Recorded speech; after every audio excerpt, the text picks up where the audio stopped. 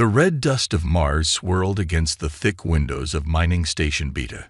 Inside the control room, Captain James Reeves stood with his hands clasped behind his back, watching the storm rage across the planet's surface. The station's metal walls creaked under the assault of the wind, a sound he had grown used to over the past 5 years. "Captain, there's something you need to hear," called Tom from his communication station. The young operator's voice shook with excitement, breaking the usual quiet of the night shift. Reed walked over, his heavy boots making solid thuds against the metal floor. Despite the station's artificial gravity being set to Mars standards, about 1/3 of Earth's, his movements remained strong and purposeful, a reminder of his Deathworld heritage. "What have you got?" Reed asked, leaning over Tom's shoulder to look at the display screen. The normal patterns of space traffic and automated signals had been interrupted by something unusual. "It started about 10 minutes ago," Tom explained, adjusting some controls.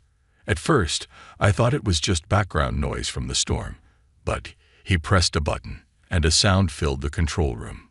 The signal was like nothing Reed had ever heard before.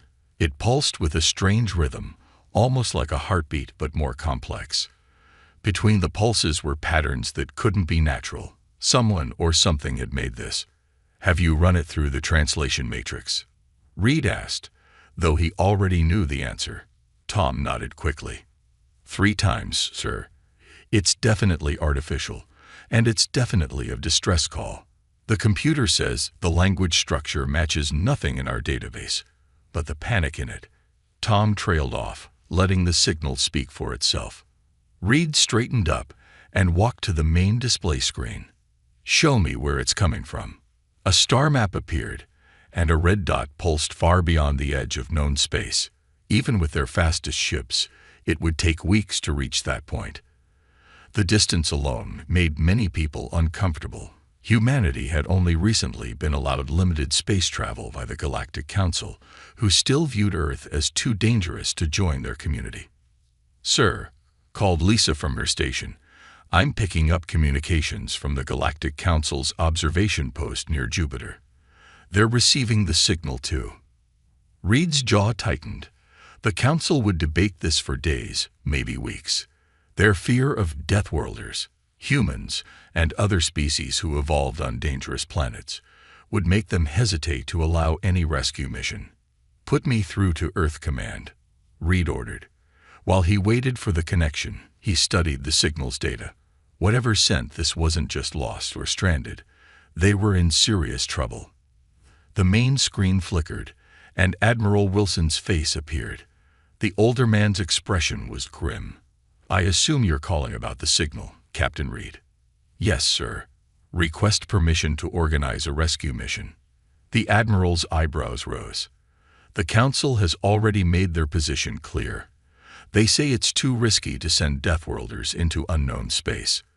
They're worried we might." He paused, choosing his words carefully. "Make things worse." Reed stepped closer to the screen.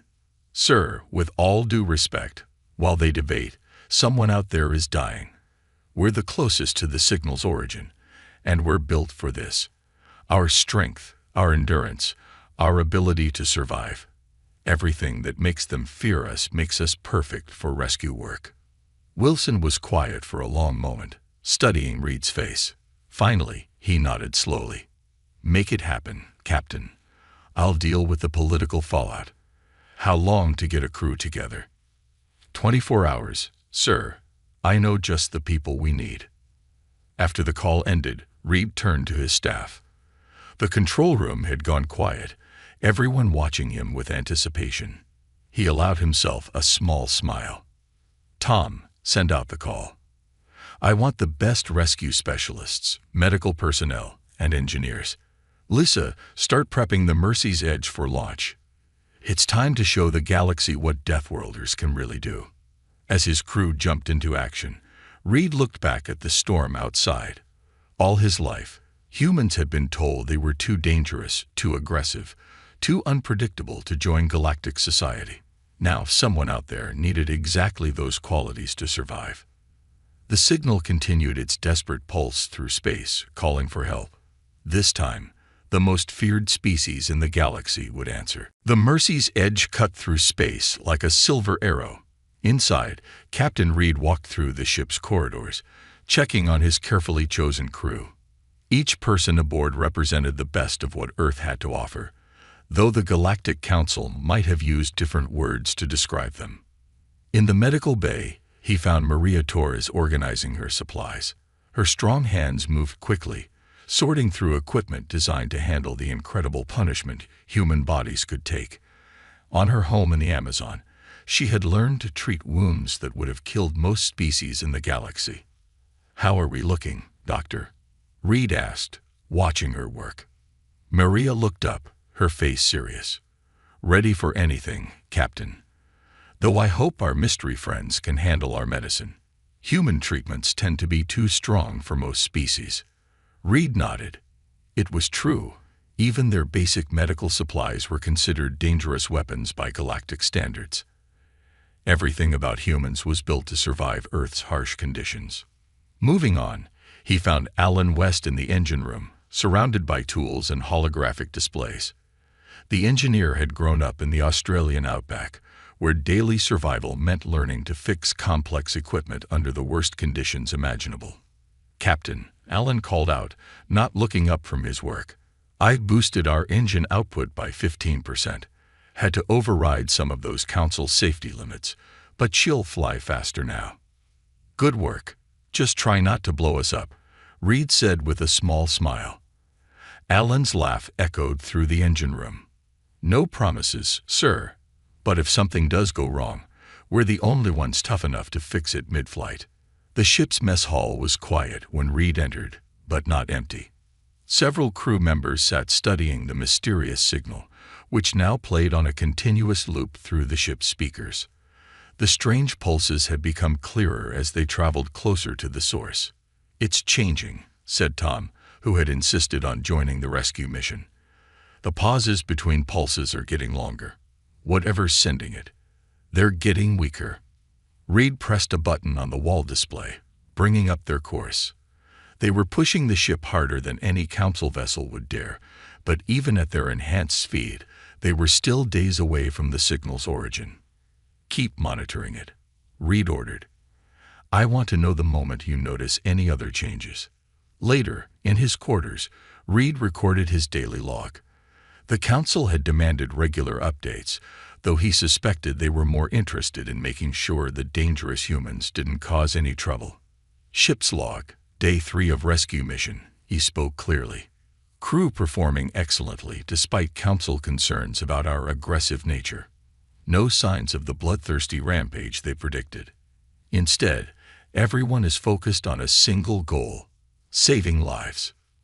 He paused, looking out his viewport at the unfamiliar stars. "We've begun detecting encrypted data hidden within the distress signal.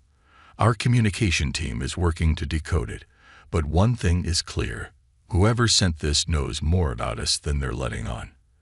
They chose to call for help in a way that would specifically reach human space. A soft alarm sounded throughout the ship, and Reed was on his feet instantly. His enhanced reflexes, another dangerous trait, had him at the bridge in seconds. "Report," he commanded, taking his seat. Lisa's fingers flew over her console. "Signal strength just dropped by 30%, sir. And we've decoded more of the hidden message. It's..." She hesitated. "It's coordinates. They're giving us the location of their entire civilization." The bridge fell silent. For a species to trust humans with such information was unheard of. The Council had spent years trying to keep Earth isolated, spreading tales of humanity's violent nature. "They're not just asking for rescue," Reed realized, speaking softly. "They're asking for protection. Whatever's happening out there, they think Earth's most feared quality, our ability to fight and survive, is their only hope." He straightened in his chair. "All hands, prepare for maximum speed. Whatever's hunting these people is about to learn why you don't corner a species that evolved on a death world." The Mercy's edge surged forward, carrying its crew of dangerous humans toward a destiny that would change the galaxy forever. The Mercy's edge dropped out of faster-than-light travel with a flash of light. What the crew saw made them all stand silent at their stations. Ahead of them floated a massive crystal ship, its surface catching starlight and breaking it into rainbow colors. But the beautiful sight was marred by ugly blast marks and smoking holes. "Life signs?" Captain Reed asked, his voice cutting through the silence. "Hundreds," Maria replied from her medical station. "But they're weak, very weak. The crystal structure of their ship is interfering with our scans, but I can tell they're unlike anything we've seen before." Before Reed could respond, a new signal cut through their communications. Unlike the SOS that had brought them here, this one was clear and desperate. "Unknown ship, please help. They're coming back. The pirates. They'll kill us all." Reed leaned forward in his chair. "This is Captain James Reed of the Earth rescue vessel Mercy's Edge. We're here to help. Can you let us dock?" There was a long pause. Reed could almost feel the aliens' fear. Everyone in the galaxy knew about humans, the dangerous Deathworlders who could survive things that would kill most species. Finally, the voice returned. "You're human. From Earth." "Yes," Reed answered simply. "And we're here because you called for help." Another pause, shorter this time. "Docking Bay 3 is still intact. Please, please hurry." As they approached the crystal ship, Alan's voice came over the intercom from engineering. "Captain, you need to see this. The pirates didn't just attack them. They're trying to break into the ship. These blast patterns, they're methodical. They want something inside." Reed nodded grimly. "All hands, prepare for possible combat. Remember your training. We're stronger than most species. That means we have to be extra careful not to hurt the people we're here to save." The docking procedure was smooth, despite the damage to the crystal ship. When the airlock opened, Reed led the first team aboard. The sight that greeted them was both beautiful and sad. The corridors were made of the same crystal as the hull, but many were cracked or shattered. Then they saw the inhabitants. The aliens were crystalline beings, their bodies semi-transparent and glowing with inner light. They floated a few inches off the ground, their forms shifting and changing like living gems. The one who approached them was slightly larger than the others, its glow a deep blue. "I am Crystal Song," it said, its voice creating soft chimes in the air. "We are the luminary. And we were so afraid you wouldn't come." Reed stepped forward slowly, trying to appear less threatening. It wasn't easy. Everything about human biology screamed predator to most alien species. Their solid bodies, their quick movements, their forward-facing eyes, all marked them as dangerous in the galaxy's eyes. "We got your message," Reed said softly. "Both messages, the SOS and the hidden coordinates. You wanted Earth to find you specifically. Why?" Crystal Song's glow flickered. "Because we knew only humans would be strong enough to face the Star Reapers. They've attacked 12 peaceful worlds in this sector. They take what they want and kill anyone who resists. The Galactic Council does nothing, too afraid of violence to stop violence." A sudden alarm blared through the crystal ship. One of the luminary rushed up, its red glow pulsing with fear. "They're back. 3 pirate ships just appeared on our sensors." Reed turned to his crew. "Maria, start evacuating the wounded to our medical bay. Alan, see what you can do to get their engines working. The rest of you, battle stations." He looked at Crystal Song. "We'll need to know everything about these pirates. Fast." Crystal Song's glow brightened slightly. You'll really fight them, even though you just met us." Reed allowed himself a small smile. "That's what humans do. We protect those who need protection. The galaxy calls us dangerous. Fine, let's show these pirates just how dangerous we can be." Through the crystal walls, they could see the pirate ships approaching. They were dark, ugly things, built for causing fear and pain. But for the first time since the attacks began, the luminary felt something new: hope. The Deathworlders had arrived, and they were ready for battle. The pirate ships closed in like hungry sharks, their weapons charging. Inside the crystal ship, Captain Reed watched their approach from a makeshift command center. The luminaries' control room sparkled with emergency lights, casting rainbow shadows across worried faces. "Their leader is demanding we surrender," Crystal Song reported, its glow dimming with fear. "They say they'll kill everyone if we don't." Reed's eyes narrowed. "Put them through. Let's introduce ourselves properly." A harsh voice filled the room. "This is Captain Blackstar of the Star Reapers. Surrender now, and some of you might live to be sold as slaves." "This is Captain James Reed of Earth." Reed replied calmly. "We're giving you one chance to leave. After that, you'll learn why Deathworlders are feared across the galaxy." Laughter crackled through the speakers. "Earth? The primitive death world. Your reputation doesn't scare us, human. We have technology you couldn't dream of. Have it your way." Reed turned to his crew. "Show them what Earth's primitives can do." The battle erupted in moments. The pirate ships launched their first attack, expecting an easy victory. Instead, they met something they'd never faced before: humans fighting at their full strength.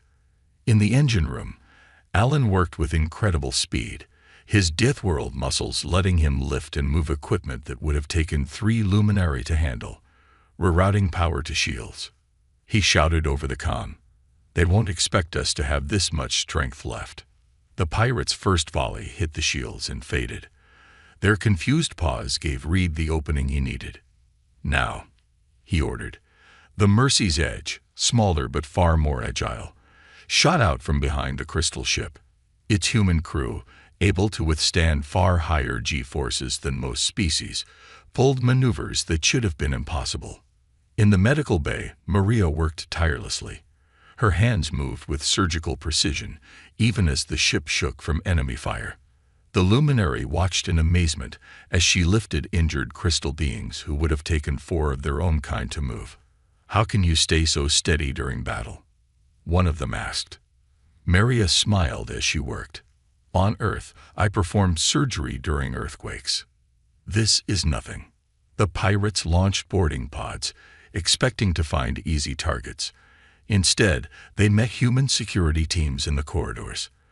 The pirates' sophisticated weapons meant nothing against opponents who could move faster, hit harder, and keep fighting through injuries that would kill most species. "They're adapting to our shields." Ellen's voice came through the comm. "But I've got something for them. A little trick I learned fixing generators in the outback." The engineer's trick sent a power surge through the crystal ship's hull. The crystalline structure amplified it, creating a burst of energy that overloaded the pirates' targeting systems. "Impossible." Blackstar's voice roared over the comm. "Your weapons are primitive. Your ships are basic. How are you doing this?" Reed smiled grimly. "That's your mistake. You think technology makes you strong. We learned to be strong because our world demanded it. Everything that made Earth dangerous made us survivors." The battle raged on. The pirates had numbers and advanced technology, but they'd never fought enemies who could think and move this fast, who could take hits that would kill most species and keep fighting, who treated the harsh conditions of space combat as just another day on their death world. Crystal Song watched in awe as the humans worked. Their solid forms, once frightening, now moved with purpose and skill. Their predators' speed and strength, feared across the galaxy, were being used to protect rather than harm. "Watch and learn," Reed told the luminary as he coordinated another attack run. "The galaxy calls us dangerous because we evolved on a world that tried to kill us every day. But that same evolution gave us something else: the strength to protect those who can't protect themselves." The pirates were learning a harsh lesson. They had spent years preying on peaceful species, relying on advanced technology to make up for their own physical weaknesses. But now they faced creatures shaped by Earth itself, and Earth didn't raise weaklings. The battle for the crystal ship had only begun, but already a legend was taking shape. The day the Deathworlders came not to conquer, but to save. The battle had raged for hours. The crystal ship's corridors showed signs of fierce fighting, scorch marks from energy weapons and dents from impacts that would have shattered most beings. But the humans weren't most beings. Captain Reeves stood in the control room, watching the tactical display. Despite their initial success, the pirates were adapting. 3 more of their ships had arrived, bringing their total to 6 against the Mercy's Edge and the damaged crystal ship. "Captain," Crystal Song's voice chimed with urgency, "they're targeting our living quarters now. There are families there, children." Reed studied the enemy formation, his mind racing. Years of evolving on Earth had given humans not just physical strength, but predators' instincts. And right now, those instincts were telling him something important. "They're scared," he said suddenly, making everyone turn to look at him. "Look at their attack pattern. They're using overwhelming force because they're afraid of us. And fear," he smiled, "fear makes you stupid." He pressed the ship's comm button. "Maria, what's the status of our wounded?" "All stable, Captain," her tired but steady voice replied. "These pirates have no idea how to handle someone who can lift 3 times their body weight. We've captured 12 of them so far." "Alan, how are the engines?" "Running hot, sir," the engineer reported. "But on Earth, I kept mining rigs going in 50-degree heat. This is nothing." Reed nodded. It was time to show the galaxy what Deathworlders could really do. "Listen up, everyone," he commanded. "The pirates think their technology makes them superior, but they've never had to survive like we have. They've never had to think their way out of death every single day. That's our advantage." He turned to Crystal Song. "Your people can survive in space for short periods, right?" The crystalline being's glow pulsed with surprise. "Yes, our bodies can handle vacuum for about 10 minutes. But why?" "Because we're going to do something crazy. Something only Deathworlders would think of." Reed's eyes gleamed with the look of a predator who had spotted prey's weakness. "Alan, remember that Australian dust storm you told me about? The one that killed all the electronics?" "Of course," Alan replied, then paused. "Wait, you want to?" "Captain, that's insane. It's brilliant, but insane." Reed grinned. "Exactly. Crystal Song, we need your people to evacuate this section of the ship. Maria, get our captured pirates talking. I want to know exactly which frequencies their shields operate on." The next 30 minutes were a blur of activity.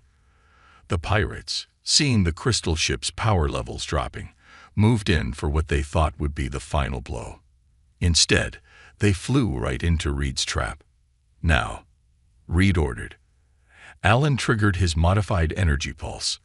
At the same time, the luminary released a massive burst of crystalline energy. The combination created something never seen before in space combat. A storm of energy that behaved like an Earth sandstorm, but made of pure power. The pirates' advanced shields, designed to stop normal weapons, did nothing against this natural force. Their electronics flickered and died. Their weapons went dark. And in that moment, they learned why you don't corner Earth's children. "All teams go," Reed commanded. Humans in specially designed suits launched themselves into space, using the very vacuum that terrified most species to their advantage. They moved between the disabled ships with tools and weapons, their Deathworld strength letting them tear through hull plates that most species couldn't even dent. From the crystal ship's control room, the luminary watched in amazement. The same humans who had so carefully tended their wounded now moved with deadly grace through space, disabling the pirate fleet ship by ship. Captain Blackstar's voice crackled over the failing comm system. What are you?" "We're humans," Reed replied calmly. "We're what happens when a species evolves on a planet that tries to kill them every day. And now you know why the galaxy fears us, and why that fear is misplaced. We're not monsters. We're protectors." The battle wasn't over, but its outcome was no longer in doubt. The Deathworlders had changed the rules of space combat forever, using the very things that made them dangerous to defend those who needed help. News traveled fast in the galaxy. Within days of the battle, every major world had heard the story. The crystal beings of the luminary, their videos showing humans moving with incredible speed and strength, not to destroy but to protect. The recordings spread like wildfire across space. In the great meeting hall of the Galactic Council, Crystal Song stood before the assembled representatives. Its glow was strong and steady as it spoke, its voice creating gentle chimes that echoed through the chamber. "You were wrong about humans," it declared. "You feared their strength, their speed, their ability to survive. But you never stopped to ask what they would do with these gifts." The council members shifted uncomfortably in their seats. On the main display, videos from the battle played. They showed Maria carrying wounded luminary to safety, her Deathworld strength gentle but unstoppable. Alan working in vacuum conditions that would kill most species, repairing critical systems. Captain Reed leading his team with the skill of a predator, but the heart of a guardian. The pirates had every advantage, Crystal Song continued. Better weapons, more ships, advanced technology. But they didn't understand what they were fighting. They never realized that surviving on a death world doesn't just make you strong. It makes you clever. It makes you adapt. It makes you protect your own. In the back of the hall, Captain Reed stood with his crew. They had been ordered to attend this meeting, though no human had ever been allowed in these chambers before. The council had always been too afraid. "Look at these readings," one council member said, pointing to battle data. "The humans operated in conditions that should have killed them. High radiation, extreme G-forces, vacuum exposure. How is this possible?" "Because that's what Earth demanded of us," Reed spoke up, his voice carrying across the chamber. "Every day on our world tried to kill us. We didn't become strong because we wanted to. We became strong because we had to." The council chamber erupted in discussion. On other worlds, the story was having an even bigger impact. Species that had lived in fear of pirates and raiders now began calling for human protection. The very traits that had made Earth's children feared were becoming symbols of hope. A week after the battle, Reed sat in his quarters on the Mercy's edge, reading reports from across the galaxy. The ship had been repaired with help from the Luminary, their crystal technology working alongside human engineering in ways nobody had thought possible. "Captain," Tom's voice came over the comm. "You're getting calls from 12 different worlds. They all want to know if we'll help them like we helped the Luminary." Reed smiled. The galaxy was changing, and Earth was at the center of it. Not as conquerors, not as monsters, but as something else entirely. The door chimed, and Crystal Song floated in. Its glow had taken on a slight blue tinge, a sign of deep emotion among its people. "The council has made their decision," it announced. "Earth is being reclassified. No longer a dangerous anomaly, but a protected ally." And, its glow brightened, they're asking for human help in creating a new galactic rescue force. "A rescue force?" Reed asked, raising an eyebrow. "Yes. The galaxy is realizing something important. When disaster strikes, when pirates attack, when all hope seems lost, sometimes you need someone stronger, someone who can survive the unsurvivable, someone who learned their skills on a world that never stopped trying to kill them." Reed looked out his viewport at the stars. Somewhere out there, other species were in trouble. Other beings needed help that only Deathworlders could provide. "Tell them yes," he said simply. "Tell them Earth's children are ready to help." As Crystal Song left to deliver the message, Reed thought about how much had changed. The galaxy had feared humans for so long, never understanding that surviving on a death world had taught them more than just how to fight. It had taught them how to protect, how to save, how to turn danger into hope. The legend of the Crystal Ship rescue was spreading, but it was only the beginning. Earth's children were about to show the galaxy what Deathworlders could really do. 1 year after the Crystal Ship rescue, the Mercy's Edge floated in orbit above Earth. The ship looked different now. Its hull strengthened with luminary crystal technology. Its size nearly doubled. But the biggest changes weren't visible from the outside. Captain Reed stood in the new command center, surrounded by both human and alien crew members. Crystal Song, now Earth's official ambassador to the galaxy, floated nearby, its glow a proud golden color. Last ship reporting in, Tom announced from his station, which now included crystal displays that responded to thought as well as touch. The Galactic Rescue Fleet is ready for launch. Reed nodded, looking at the massive view screen. 20 ships hung in orbit around Earth, each one a perfect blend of human strength and alien technology. Their crews were mostly human, but each ship also carried specialists from a dozen different worlds. "Remember when they wouldn't let us leave our solar system?" Maria asked, standing at her medical station. The past year had transformed her sick bay into something extraordinary, combining Earth's tough medicine with gentle alien healing techniques. "Hard to believe it was just a year ago," Alan replied from engineering. His voice came through a crystal-enhanced comm system he'd helped design. "Now they're practically begging us to explore." Reed smiled, remembering how much had changed. After the crystal ship rescue, Earth's reputation had transformed overnight. The same strength that had made humans feared now made them sought after. Their resistance to radiation, their ability to work in harsh conditions, their quick thinking in crisis, everything that had marked them as dangerous now marked them as invaluable. "Captain," Crystal Song chimed softly, "the Council President is requesting to speak with you." The main screen lit up, showing the Council chamber. The President, a being of pure energy, glowed with formal colors. "Captain Reed," the President spoke, "you and your crew changed the galaxy's understanding of Deathworlders forever. Today, as we launch the first Galactic Rescue Fleet, we acknowledge that sometimes the strongest hands are also the gentlest. Sometimes the most dangerous species can be the greatest protectors." Reed stood straight, his voice clear. "We're ready to help wherever we're needed, sir. Every ship in this fleet carries Earth's promise. No one fights alone anymore." The President's glow brightened. "The pirates you defeated that day have gone into hiding.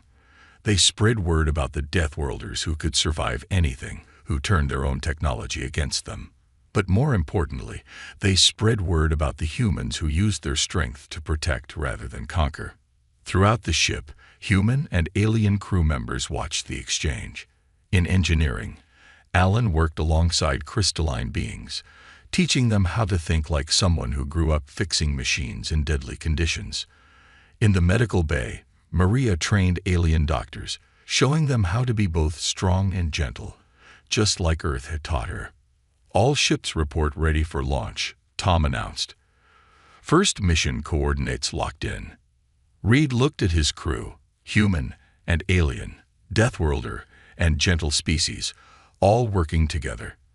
The galaxy had feared Earth's children for so long, never understanding that surviving a harsh world hadn't made them cruel. It had made them determined to help others survive too. "Crystal Song," he said, turning to his friend, "would you like to give the order? You did bring us into the galaxy, after all." The crystalline being's glow pulsed with joy. "All ships, launch when ready. And remember what Earth taught us. Strength isn't about destruction. It's about protection." As the rescue fleet moved out, Reed thought about that first distress signal, about how far they'd come. Earth was no longer isolated, no longer feared. Instead, it had become a beacon of hope. When disaster struck, when danger threatened, people didn't run from the Deathworlders anymore. They called for them. The Mercy's Edge led the fleet into faster-than-light travel, carrying its message to the stars. Earth's children had evolved on a world that never stopped trying to kill them. It had made them strong, made them fast, made them tough. But most importantly, it had made them understand something the galaxy was only now learning. Sometimes, the most dangerous hands were also the best at saving lives.